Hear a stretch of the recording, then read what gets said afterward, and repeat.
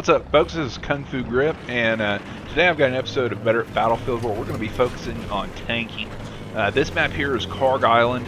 It's kind of a wide open map. There's a lot of other armor. There's some air assets that can really bother you. We're also going to be going over a couple of other maps that are really kind of set up much different. You know, my goal here is really to give you guys the information that you need to get better at Battlefield, and tanking is going to be a big part of that. So we're going to start off with the loadout. This loadout, I'm using the standard shell, I'm using the reactive armor, and I'm using the HMG. The HMG is really nice because it doesn't overheat. You can just sit there and kind of mash on it until you get your target, and you don't have to worry about the thing overheating. You know, most of these things are going to require an unlock, but you know, if you stick with it, you'll go ahead and get those unlocks and begin using it. Reactive armor. An important thing about reactive armor, and the status is right down at the bottom of the screen. You see what looks like kind of a box around the tank, and then whenever you take a hit, that box goes away. Reactive armor, it's going to take one hit to your vehicle without you sustaining any damage. A lot of times you'll see whenever I'm in an engagement, you'll see me shifting around. Really what I'm trying to do is I'm trying to go from profile to profile, so I'm absorbing those hits without taking any damage. The reactive armor does not self-heal, but you can, you know, build that back up if you have a repair tool. You sit there, use your repair tool on it for about 5 seconds, it'll go ahead and reestablish that reactive armor. So lesson one about tanking is keep moving. Kind of like everything else with this game, you want to keep moving. However, you don't want to be too aggressive. The success that you're going to have as a tanker is going to be based almost entirely on how well your infantry is going to do. So when you think about the role of the tank in the battlefield, it is to contain the enemy's armor. It is to play support roles. You can't be the one out there on the front line, because if you're out there on the front line, you're absolutely going to get wiped out. Like I said though, that map's kind of wide open. This is a different map. This is Seine Crossing.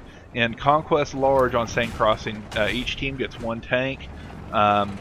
You know, this is another example of, you know, playing conservatively. Don't get in ahead of the infantry, because if you do, you're just going to get wiped out. The thing that I want to highlight on this map, though, is the ability to be able to drop rubble off of buildings and use that to take out your enemies, rather than, you know, shooting them with your main cannon or your HMG. I'm sitting here just basically sitting across the river, shooting across the river, getting kill after kill after kill. What that does, though, is that allows my team to establish an infantry foothold over there and begin making progress. As they make progress, I'm going to go ahead, move across the map, and provide them some more support over there until something happens, you know, where I need to pull back.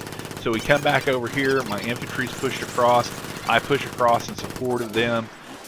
You know, as we go along, though, I do notice that there's some people who snuck back across the river, so I'm going to go ahead and retreat across in order to protect our gimmies, the flags that we have, and I notice that their tank gets across the river.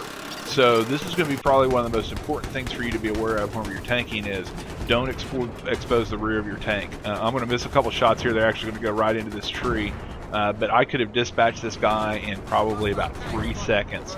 If I would have moved out of the way of that tree. Anyhow, though, I still end up getting the kill, but he exposed his rear to me. He moved ahead faster than his infantry and didn't have any support as a result of that. So that was Seine Crossing. This map's Davamon Peak. This is one that I put in here really just to illustrate, you know, hey look, use your Q button, spot the enemy, spot what's going on around you, spot the mines. Those mines will take you out in a heartbeat. Make sure that you clear those up. So I just spotted some mines right there using the Q button's the default button for that. Another highlight of this map, though, is its linear nature. It's very long. All the capture points are lined out in a nice long row, and when you get under this mountain here, it is you know, just totally linear, and it gives you some lanes where you can watch, you can see things that's going on. Again, this is one of those deals. I'm not moving too aggressively. My infantry's moving with me. I'm there to support my infantry. I do notice one of my back flags is burning, so I get back there, try to clear it up. I've got infantry here that's supporting me, and as a result, you know, I was able to go on. You know, I don't remember what the kill streak was on this, but I was able to really kind of you know, hold this whole area. You know, my team was able to benefit from you know, us being able to maintain our armor, you know, they'll go through like 3 tanks in the time that we have this one tank up, and that makes a big difference in the score, makes a big difference in everyone's kill death ratio. You want to do what you can to support your team.